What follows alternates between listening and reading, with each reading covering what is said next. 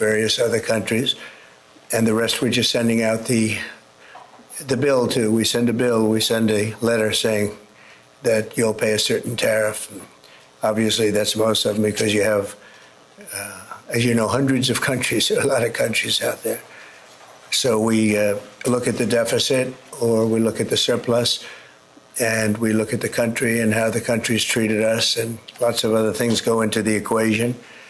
And we make a decision as to what that tariff will be, and it's a pretty standard letter from that point on. And I want to tell you, this is something to me, it's a VA bill signing, and it's very important to me and to many of the people in this room. So I'm thrilled to sign the VA Home Loan Program Reform Act into law, and that is something that they've wanted to do for a long time.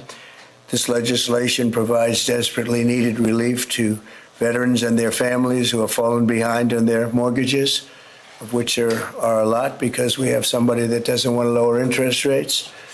Probably won't lower them today. It's a really sort of an amazing situation. And it helps keep our promise to end veterans' homelessness. And we're going to do that for America. We're going to do that for our great veterans. I'm thrilled to be joined by the bill's sponsor, Congressman Derek Van Orden. Where is Derek? Right here. Derek. Hello, Derek. I didn't see you back there. Well, I'm a Navy SEAL. I snuck up. Let's see. And Mike, how are you, Mike? Mr. President. Very good. These two gentlemen are terrific. They are working together, and they've been working together, Mike, a long time on this. So I just want to thank you both, and I'll ask you to say a couple of words. An estimated 61,000 American veterans are in danger of losing their homes, as you know. But thanks to this bill, the Department of Veterans Affairs will be empowered to pay loan holders the necessary amount to prevent foreclosures on our veterans, so our veterans won't be foreclosed and put out onto the streets. It's very important. This bill also creates a 5-year partial claim program that could benefit up to 3.7 million veterans. That's the kind of numbers you're talking about. It's big stuff. The costs of the program are fully offset and will add nothing at all to debt. This common sense legislation had overwhelming support and passed unanimously in the House and the Senate. Wow. When was the last time that happened? That's pretty impressive. My administration is committed to doing everything possible to ensure that our veterans are treated with respect and treated as well as anybody in this country. They're so important. They're so great. They've suffered so much, in many cases. In May, I signed an executive order to open the National Center for Warrior Independence in Los Angeles, California, which will house up to 6,000 homeless veterans. You know, until we came along, they treated the veterans far worse than the illegal immigrants. They came in, they were staying in hotels, luxury hotels, and the veterans are staying outside of the sidewalk on the same hotel. Some pictures are just incredible. In addition, we'll also be opening a full-service VA center in New Hampshire, which is the only state in the union to not have a VA center. And I made that promise to the people of New Hampshire a long while ago, and we got it done. It's the only state that doesn't have, and yet you have a lot of veterans in New Hampshire. We're slashing the wait times at VA medical centers, and we're bringing back VA choice and VA accountability, which I had and the Democrats abandoned. It made it so much better. Accountability, meaning if you treat our veterans badly, we treat you badly. You get fired and beyond that. And VA choice is you can get out and you can, if you don't have a doctor ready, willing, and able to take care of you within the VA, you go outside, you go see a doctor, you get better, and we pay the bill. And the veterans loved it. We had a 92% approval rating. And what did the Democrats do? They came along and they ended both of them, and they hired back many of the people that we fired. We fired people and replaced them with great, loving people. But we fired people who were sadists. In many cases, they were sick. They were thieves. They were stealing. And they hired them back. The accountability, meaning the VA accountability, it was a big deal getting it passed because you have unions, you have all sorts of problems to go through. We got it through everything. And the Democrats, as soon as they got back, they hired many of the worst people right back, and we're getting rid of them. But I want to thank the two gentlemen standing behind me, and I'd like to ask you just to say a couple of words, and then we'll take a few questions if you'd like, and we'll sign the bill, and our veterans will be very happy about it. Thank you. Mike, do you want to start? Sure. Well, first off, thank you, Mr. President, for signing this bill today. Let me tell you that not only this bill, which will help make sure that those veterans have got themselves in a situation where maybe they would be foreclosed on, it gives them just a little bit extra help without the government going into a banking business like what we had with the previous administration. I also want to say thank you too, though, for appointing Doug Collins as our secretary for the VA. As chairman of the VA, having the opportunity to work with Doug, one, because we worked together before, but he has the right attitude, and the attitude is the VA is not about bureaucracy. It's about the veterans, and we want to keep it that way. That doesn't mean we don't have a good workforce. What it means is that workforce is focused on the veterans, not on making sure that the VA grows, but making sure that the VA does the job it's supposed to do. And thank you, Mr. President, it's your leadership that allows that to happen. Thank you, everybody, for coming here today. Thank you, Mr. President, for hosting us here. I'm the longest serving enlisted member of the United States military to ever get elected to Congress in the history of our nation. And I'm unequivocally stating right now that President Donald J. Trump is the most positive, pro-veteran president in the history of this country. And so he backs up his words with deeds, and this is another example of how President Trump is taking care of our veterans. So, sir, I'm very thankful for you, for your leadership, and let's get this thing done and get our veterans into homes. So God bless you, and God bless the United States. Thank you, my friend. Thank you. Let's sign first, and we'll take a couple of questions. Yes. We'll get it done. We've been waiting a long time. And I do want to commend Doug Collins, because I hear he's doing fantastic. He's done an incredible job.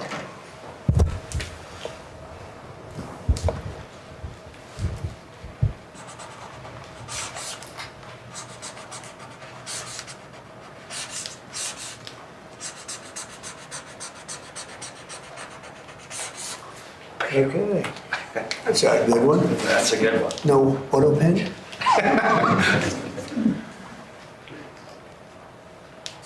That's a very important bill, and we want to thank everybody for the great help, but in particular, you two guys have done fantastic job. Thank you very much. Okay, take the pen. Oh, I'll keep that one. Take the pen. Thank you, sir. Take another pen, and we'll take them and give them to the other people that helped, okay? Very well. Okay, questions? Mr. President, you said that higher interest rates are making it harder for veterans to refinance.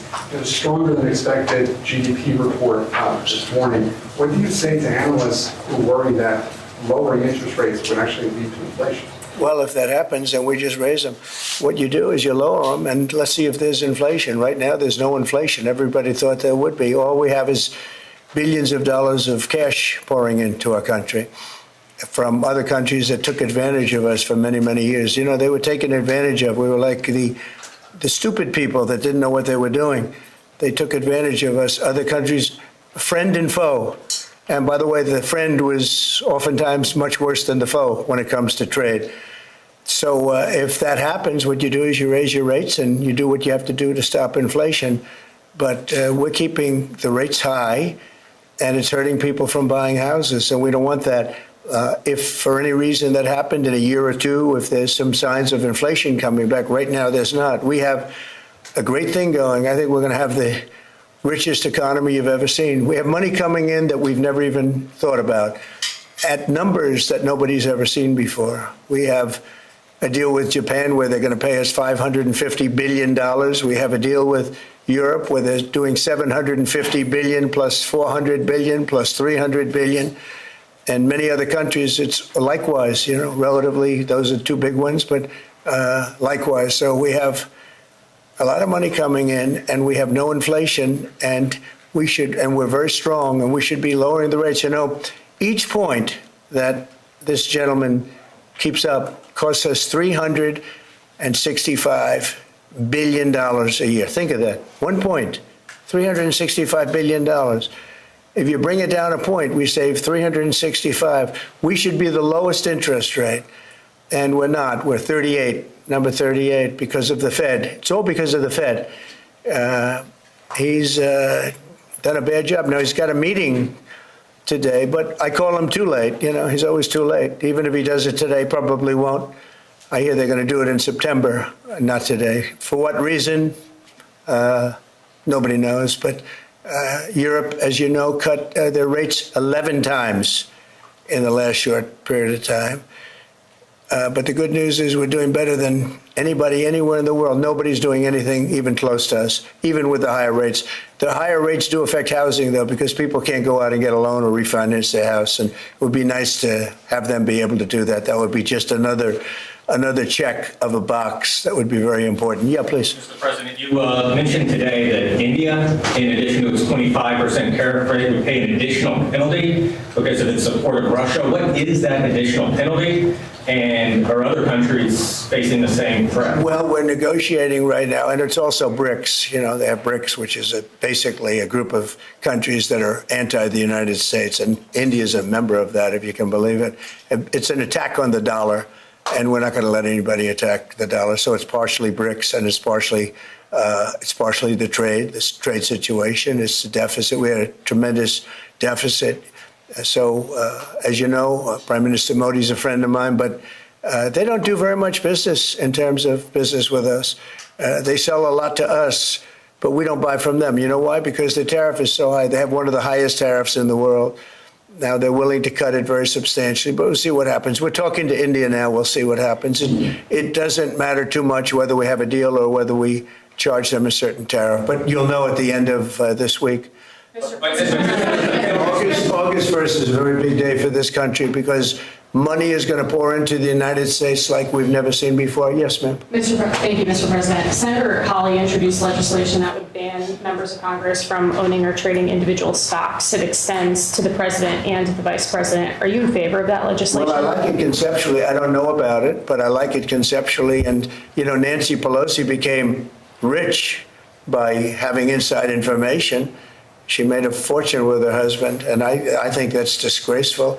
So in that sense, I'd like it, but I'd have to really see I study these things very carefully, and this just happened. So I'll take a look at it. But conceptually, I like it. And what I do think is Nancy Pelosi should be investigated because she has the highest return of anybody practically in the history of Wall Street, save a few. How did that happen? It happened by she knows exactly what's going to happen, what's going to be announced. She buys stock, and then the stock goes up after the announcement's made. And she ought to be investigated. Harvard is reportedly willing to settle with you for $500 million. Is that enough? Well, it's a lot of money. We're negotiating with Harvard now. They would like to settle, so we'll see what happens. What is America's debt to our Afghan war allies that kept our veterans safe over there? There's been some talk about sending a lot of them back. Would you let your administration do that? We know the good ones, and we know the ones that maybe aren't so good. Some came over that aren't so good. And we're going to take care of those people. The ones that did a job, the ones that were told certain things. A shame what happened. One of the most disgraceful episodes in the history of our country. The way we left Afghanistan was just a disgrace. But I understand your question fully, and we'll take care of 90% of your question, okay? I know what you mean. Thank you very much. On the tariffs on India, are you still open to negotiate with India on the tariff front Well, we're on a talking to deal? them now. We'll see what happens. Again, India was the highest or just about the highest tariff nation in the world. And one of the highest, 100 points, 150 points or percentages. So India was one of the highest in the world. They had won 175%, and higher than that. There's another higher one is Canada. They've been charging our farmers 200%, 300%, 400% for years, and nobody did anything about it. But India is one of the highest, so we're going to see. We're negotiating with India right now. Mr. President, Cash Patel reportedly found burn bags of Russiagate materials, and we'd love to get your thoughts on that. He said what? Burn bags of Russiagate materials that the FBI supposedly found. I don't know that. I don't know what you mean by that statement. Say it. Bags full of Russiagate A documents. burn bag. I thought you said appointed a man named Burn Bag. Go ahead. You got to speak up. thousands of documents in these bags, supposedly burned bags at the FBI in the secret room. Well, I want everything to be shown, as long as it's fair and reasonable. I think it will be shown and it should be shown. And I think he feels that way, and I think Pam feels that way. But it's got to be, it's got to be stuff that really doesn't hurt people unfairly, because you have so many people involved. And if they can do that in a fair way, I think it's great. I think it's really great. The whole thing is a scam. It's a scam set up by the Democrats, and they love talking about it. But I would like to see people exposed that might be bad, and we'll see how that all works out. But it's getting to be very old news. If they had anything, they would have done it the week before the election, because they were losing by a lot. If they had anything, they would have done it. They controlled the file. The Democrats controlled it. Comey and all this, sleazebags, every one of them that you read about all the time. And I guess they've got some problems now having to do with yet a different scandal, very big one. But they control that file. So I would think that if they would have had something in the file, they would have released it about a week before the election, maybe 2 weeks, right, Brian? That's right. Go ahead. Mr. President, welcome home, by the way. Thank you very much. Good to see you. It was a great trip. It was an amazing trip. You look good. Real For the quick, country. For me, it was okay, but for the country, it was an amazing trip. Go ahead. it was. Many parents are preparing to send their kids back to school in a few weeks. Now, this will be the first time they've gone back to school under the second administration for you. Now, the previous administration labeled a lot of parents domestic terrorists for showing up to school board meetings. What's your message to parents now as they return their kids to school, knowing that they have the support of you? Yeah, well, the beautiful thing is, as you know, we've gotten rid of the woke. Woke is gone, and I think pretty well buried. We're going to make sure it's buried. But the parents are now taking over the school boards. They're getting rid of these people that probably didn't like the children very much based on what they were doing. And it's a big difference. And, one of the other things, and I keep watching these talking points that the Democrats have, they say, oh, prices are up. No, prices are way down. Fuel is down. Groceries are down. Things like eggs are way down. When I came in my first week, the eggs had gone up like 4 or 5 times. Nobody had ever seen anything like it. And they were hitting me about eggs. I said, I just got here. It was one of my first maybe my first news conference. And we have eggs down now to a point where they were actually lower than even before. So I just want everyone to know prices are way down. And that's a big thing. Groceries, everything.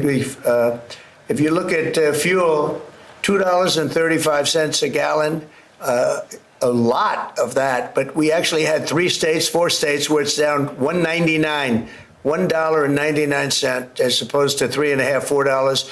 And it went up a lot higher than that. They got rid of my policy, and then it went through the roof. And then they brought my policy back, but it was too late. They blew it. We had the highest inflation in the history of our country, and now we have no inflation. We have nothing but cash coming in. The world respects us again. We're a really great, proud country. And I say it, I'll say it again, many, many leaders of other countries, I'm dealing with a lot of them today on their tariff situation. They owe us a lot of money. But many countries said to me, and almost in the same words, you were a dead country 1 year ago, and today you're the hottest country anywhere in the world. We are the hottest country right now anywhere in the world, and that's why we're taking care of our veterans, okay? Thank you very much, everybody. On China, Mr. President, on China, the Secretary of Defense briefing today. Thank you guys. We're moving along with China. We're doing fine with China. I think it's going to work out very well. We're right in step. I think we're going to have a very fair deal with China. Thank you. Mr. President,